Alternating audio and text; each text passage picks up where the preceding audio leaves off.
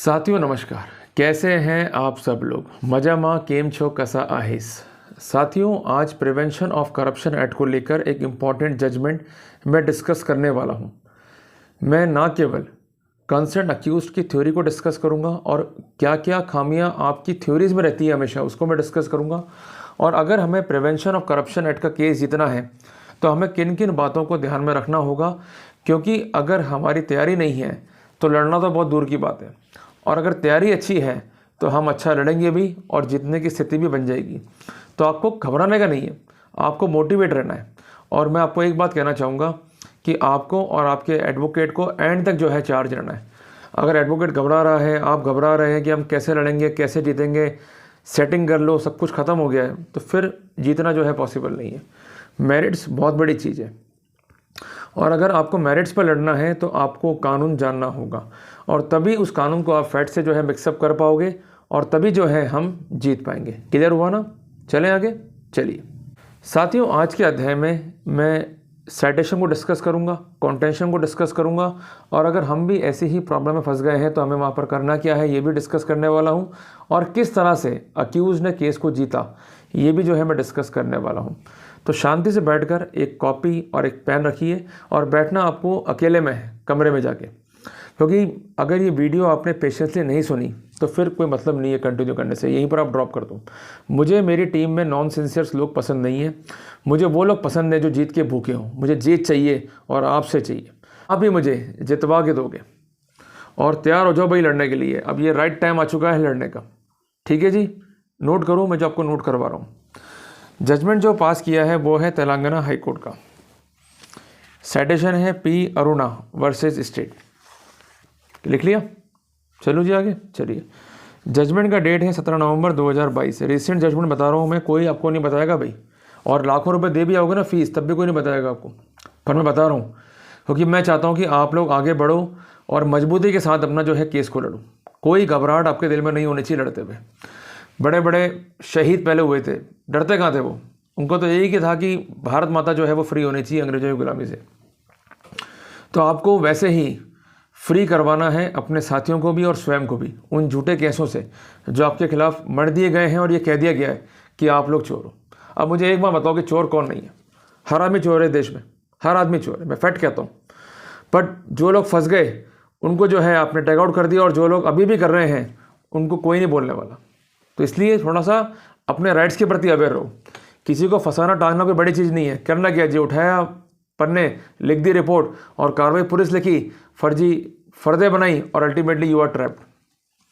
पर वहाँ पर आपके संवैधानिक अधिकार, आपके कानूनी अधिकार कहाँ चले जाते हैं, इस पर आपको ध्यान देना होगा। अगर वो अधिकार वायलेट हो गए और संविधान की और कानून की पालना नहीं हुई है तो वहाँ पर कोई भी आपको प्रोसिक्यूट ही नहीं कर सकता। पर फ़र्क क्या है कि जो समझदार लोग हैं वो कानून को देखते हैं फिर आगे बढ़ते हैं, और ना समझ लोग इधर उधर घूमते रहते हैं। कोई घूमता है दलाल के चक्कर में, कोई घूमता है सेटिंग के चक्कर में कि साहब सेटिंग बैठा लो।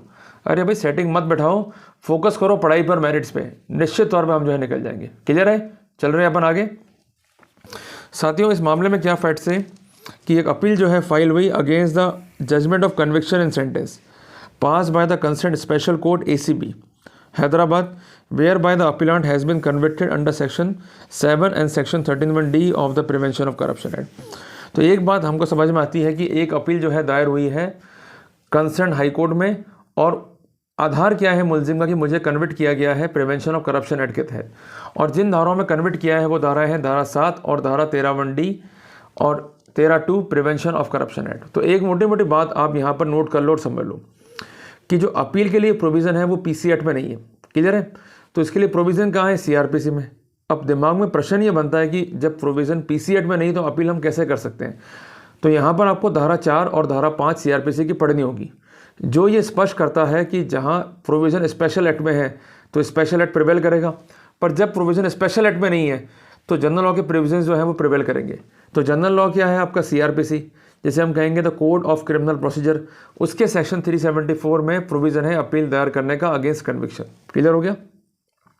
और सेक्शन 7 और सेक्शन 13(1)(d) के पर्सपेक्टिव में हमें एक बात समझनी है कि प्रिजम्पशन जो धारा 20 का है PC एक्ट में वो है इन टोटो और in consequential to section 7। Section 13(1)(d) पर कोई भी प्रिजम्पशन नहीं है, तो 13(1)(d) का जब भी ऑफेंस होगा तो वहाँ पर बर्डन प्रोसिक्यूशन के ऊपर है। पर जब धारा 7 की बात है तो उनको बेसिक एलिमेंट्स प्रूव करने होंगे। अगर बेसिक एलिमेंट्स वो प्रूव नहीं कर पाते तो सेक्शन 20 का प्रिजम्पशन भी ड्रॉ नहीं होगा। क्लियर है? बट सेक्शन 7 को जब हम डिफाइन करते हैं या पढ़ते हैं तो हमें 4 बातें जो है दिमाग में रखनी है। सबसे पहली बात, you must be a public servant, number 1। दूसरी बात, बीइंग अ पब्लिक सर्वेंट हमने करप्ट और इलीगल मीन्स को यूज़ किए हैं और एक्सरसाइज किए हैं।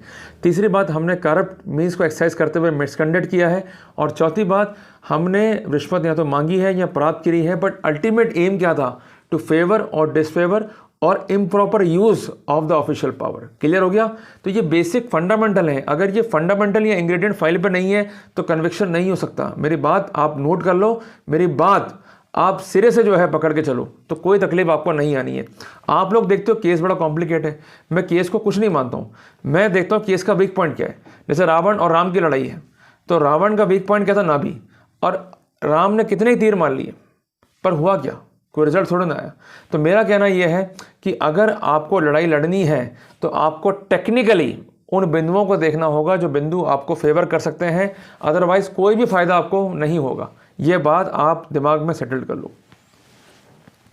साथियों, केस क्या था प्रोसिक्यूशन का कि एक कंप्लेंट जो है वो लॉन्च हुई against the concern principal of the school, जो कि है Andhra Pradesh social welfare residential girls school का। और यहाँ पर फैक्ट्स क्या हैं कि जो कंसर्न कंप्लेनेंट है, ही stated that he is a contractor जो कि फूड मटेरियल जो है सप्लाई करता है हॉस्टल में, और उसके बिल जो है इतने इतने रुपए के हो गए, जिसको क्लियर करने के लिए एक अमाउंट जो है डिमांड किया गया, और ये अमाउंट वो देना नहीं चाहता था, जिस कारण वो एंटी करप्शन की तरफ अप्रोच हो गया। तो ऐसा ही हर केस में होता है। आप ये चीज़ जो है दिमाग में रख के चलो कि परिवादी जो है एंटी करप्शन के पास जाएगा और उसको वही बात लिख के देगा जो कार्रवाई के लिए पर्याप्त है, बट रियल फैक्ट्स तो यहाँ पर सप्रेस कर लिए जाते हैं। इसने भी क्या लिख के दिया कि मैं कॉन्ट्रैक्टर हूँ, मैं फूड सप्लाई करता हूँ और इतना मेरा बिल बना, और बिल को पास करने के लिए इतना अमाउंट जो है बतौर रिश्वत मांगा गया। क्लियर है? चलें आगे, कोई दिक्कत तो नहीं? चलिए। उसके बाद वही घिसी बैठी हरकतें कि कंप्लेनेंट को जो है उसने कहा कि नेक्स्ट डे आप आओ और अपने साथ में ब्राइब अमाउंट ले आओ, और विटनेस भी जो है यहाँ पर कॉल कर ली। ये गंदी हैबिट है एसीबी की। अरे भाई, आपको फैक्ट्स वेरीफाई करना है, और ललिता कुमारी बनाम स्टेट ऑफ यूपी में स्पष्ट कहा गया है कि जब तक आप खुद सेटिस्फाई नहीं हो, जब तक प्रिलिमिनरी एविडेंस फाइल पर ना हो, आगे प्रोसीड ना करो। फिर भी ये कानून के धज्जे उड़ाकर आगे बढ़ चलते हैं कि भिड़ते ही ये मानस तो बन चुका है कि अब तो ट्रैप ही करना है। तो जरूरत क्या आ रही थी यहाँ पर ऐसा करने की? आप प्रॉपर वेरीफाई कर से फैक्ट्स को असर्टेन करते और एक कंक्लूजन ड्रॉ करते कि वास्तव में रिश्वत मांगी जा रही है या नहीं मांगी जा रही है। पर आपका मानस तो क्या है कि हमें ट्रैप आउट ही करना है। तो यहाँ भी ऐसा हुआ कि सब तैयारियाँ कर लो जी, पैसा ले आओ जी, हर विटनेस जो है हम कॉल ऑफ कर लेंगे। और एक कंसर्न डेट पर इन्वेस्टिगेटिंग अथॉरिटी या ट्रैपलिंग ऑफिसर ने सिक्योर्ड करा the presence of concern witnesses, और उन्हें कंप्लेंट से वाकिफ कराया, और उसके बाद प्रपोज ब्राइब जो है ये प्रोड्यूस हुई, उसके डिटेल्स को जो है नोट किया गया, और करेंसी नोट पर फिनोक्सिलिन पाउडर लगाया गया। अब एक बात यहाँ पर आप नोट रखो, ये फिनोक्सिलिन पाउडर का कंसेप्ट आया कहाँ से? मेरे तो आज तक पढ़ने नहीं पड़ा। एसीबी मैनुअल जो है भाई इनके नोटिफाइड नहीं है, ये केवल इनकी हेल्प के लिए। तो जब कोई टेस्ट नोटिफाइड नहीं तो कैसे यूज़ कर रहे हैं? और एक बेसिक लॉ है जीडी मेरा स्वामी का, जिसमें ये स्पष्ट किया गया है कि फिनोक्सिलिन test is not a conclusive test. और आज ये पाउडर आप बाजार से ले आओ, सोडियम कार्बोनेट बाजार से ले आओ, किसी के भी हाथ में लगा दो, टिप कर दो, उसका जो है कलर आ जाएगा। किसी पेपर में लगा दो, डिप कर दो, कलर आ जाएगा। तो भाई कंक्लूसिव टेस्ट क्या है? लिटमस टेस्ट छोड़ना ही है कि जिसके हाथ से ये रिकवरी हुई है और वो अगर सॉल्यूशन में अगर अपने हाथ को डिप करेगा तो ही इज़ अ गिल्टी। तो कंक्लूसिव टेस्ट नहीं है, एक बात दिमाग में रख के चलनी है आपको। और यहाँ पर जब वो कार्रवाई करेंगे आगे और आपको रंगे हाथों पकड़ेंगे, तो नियम नंबर 47 है सीबीएसई रूल्स का और गाइडलाइंस का, वो उनको फॉलो करना है। अगर वो फॉलो नहीं करेंगे तो इसका फ़ायदा भी जो है आपको मिल जाएगा, जिस संबंध में एन विजय कुमार बनाम स्टेट ऑफ तमिलनाडु में प्रोविजंस जो है स्पष्ट किए गए। क्लियर है? Got the point? चलूँ आगे? चलिए साथियों, फिर सबसे इंपॉर्टेंट बात क्या है कि after explaining the formalities in laying the trap and conducting the pre trap proceeding, the concern complainant accompanying witness and concern persons went to the school. फिर ये लोग उसकी तरफ आगे बढ़ गए। The accused officer was not there, ये सबसे इंपॉर्टेंट है। The return to the ACB officer, सबसे इंपॉर्टेंट, इसको आप अंडरलाइन करके हाईलाइट कर दो। भाई जिसकी रिश्वत मांगने की मंशा है, बड़े भाई वो मौके पे खड़ा होगा, वो फ़ोन कर रहा होगा, आजा आजा आजा। तो जब वो कोई फ़ोन नहीं कर रहा है, कोई डिमांड नहीं कर रहा है, कोई ओवर शो नहीं कर रहा है, और अल्टीमेटली जब आप रुपया लेके जा रहे हो और वो मौके पे नहीं मिल रहा है, तो इट्स सेल्फ इंडिकेटिव है कि he has not having any intention और मैंसिनियर to accept the amount. Clear हुआ? Got the point? चले आगे जी, चलिए। Later all of them went to the residence of the accused officer situated at so and so place. उसके बाद ये लोग घर चले गए अक्यूज के। तो इससे क्या इंडिकेटिव हुआ, इससे क्या शिक्षा मिली आपको कि ये केंद्र प्रकरण ये लोग अक्यूज को ट्रैप करना चाहते थे। क्लियर है? मतलब मौका ढूंढ रहे हैं जी, कहीं तो मिले ही है तो इसको हम पकड़ ले हुए। ठीक है जी, जैसे ही आपकी मंशा। फिर ये सेटअप कर रहे हैं, कंप्लेनेंट उसके घर में घुसा, on demand he paid the bribe amount in the presence of the witnesses. ये एक थ्योरी जो है सेटल करी है प्रोसिक्यूशन ने।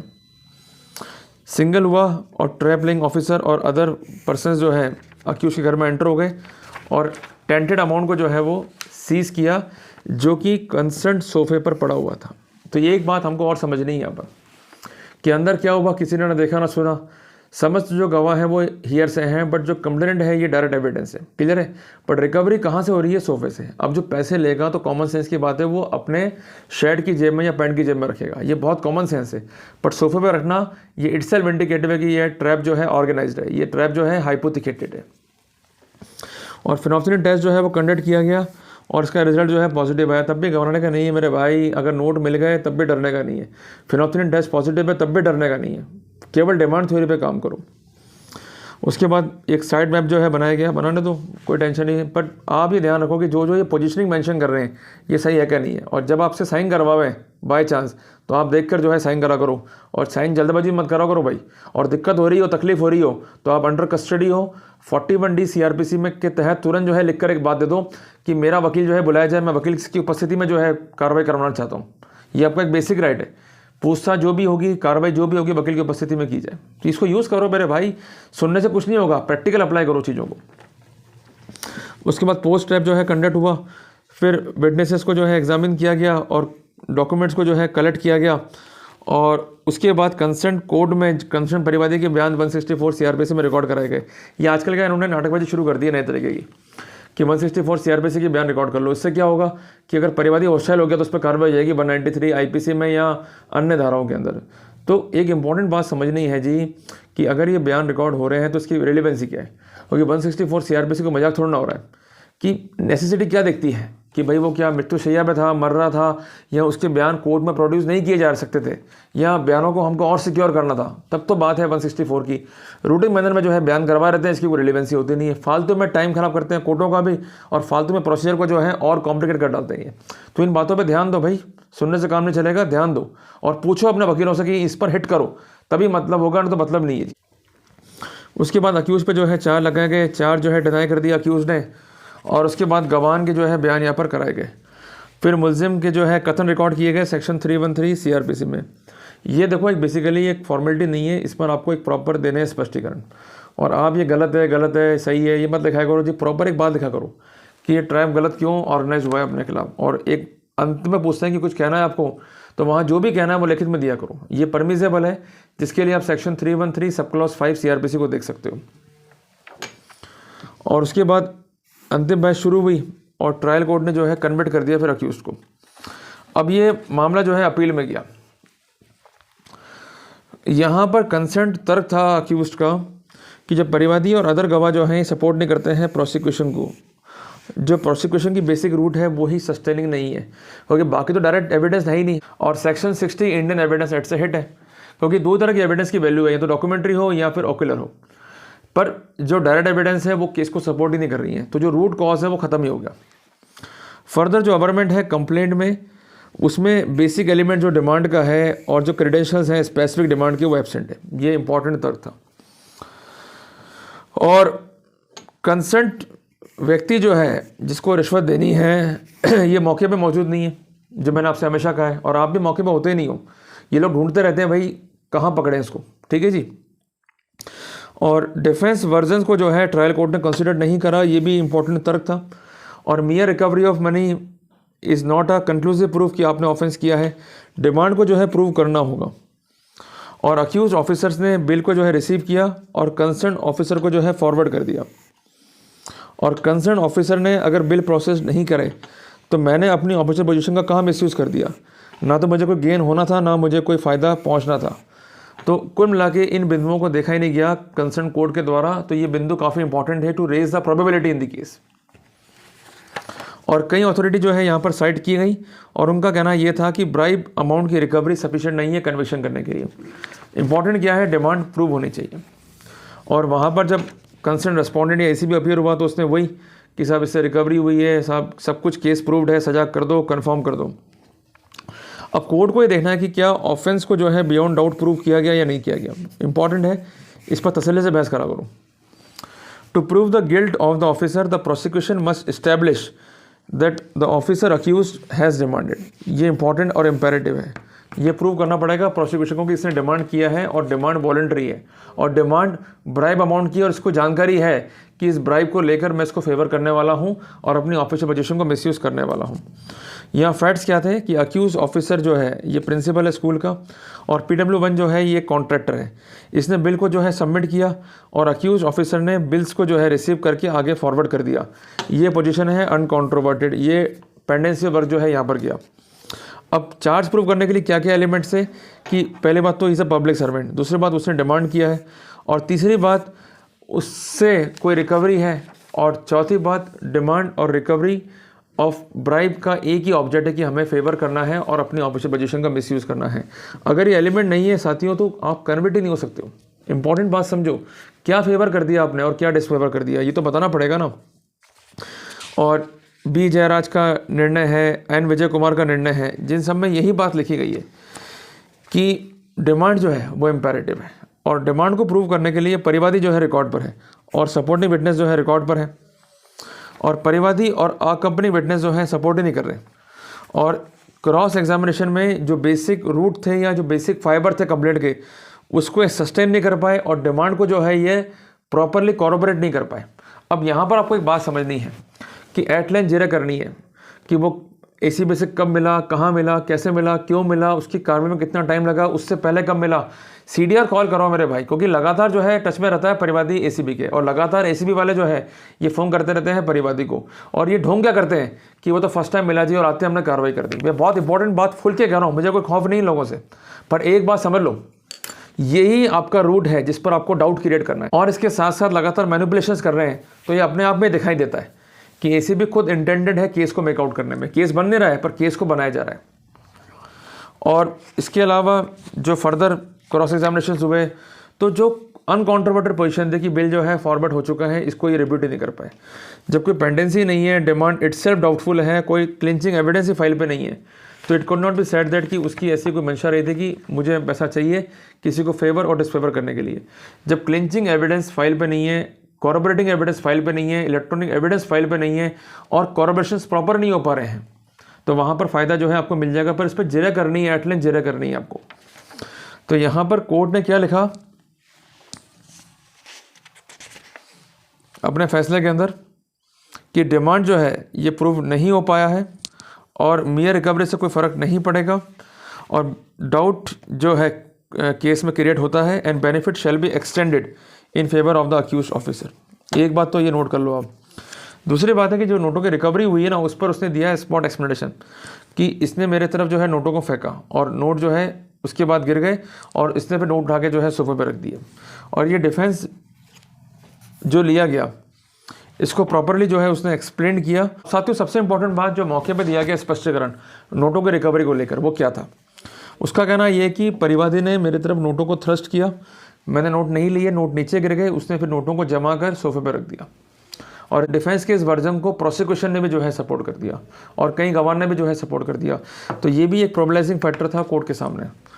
इसके अलावा जो नक्शा मौका मिला उसमें सबसे इंपॉर्टेंट बात है कि अधिकांश गवाह जो है बाहर खड़े हुए हैं, तो ये हेयर से एविडेंस है और जो डायरेक्ट एविडेंस है वो सपोर्ट नहीं कर रहे हैं केस को। तो यहाँ भी एक डाउट जो है वो क्रिएट होता है। And even a person of ordinary prudence could draw the conclusion that in all probability the trap party should be in the visible range. पर जब तक इन्होंने घटना को देखा ही नहीं है, घटना को परसीव ही नहीं करा है, तो इनकी साक्ष्य पर जो है निर्भर नहीं कर सकते। तो 3 बिंदुओं पर अच्छा स्पष्टीकरण दिया डिफेंस ने और इस केस को जो है हाईली प्रोबेलाइज कर दिया।